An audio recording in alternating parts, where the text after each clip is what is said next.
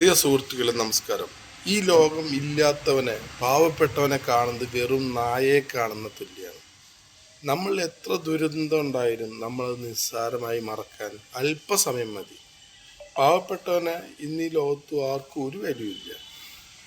അവൻ വെറും നായയ്ക്ക് തുല്യാണ്. ഉള്ളവർ ഇന്ന്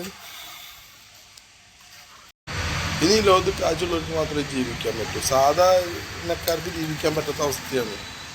പാവപ്പെട്ടവർക്ക് ഞാൻ സാധാരണക്കാരനാണ്. സാധാ സെക്യൂരിറ്റി പണി എടുത്ത് ജീവിക്കുന്ന ഒരാളാണ്.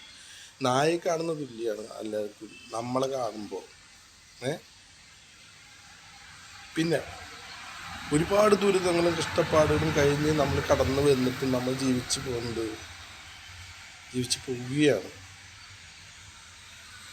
ഇത്രയും വലിയ ദുരന്തങ്ങൾ ഉണ്ടായതെല്ലാവരും മറന്നുപോയി. അത്രയേ ഉള്ളൂ മനുഷ്യൻ്റെ കാര്യം.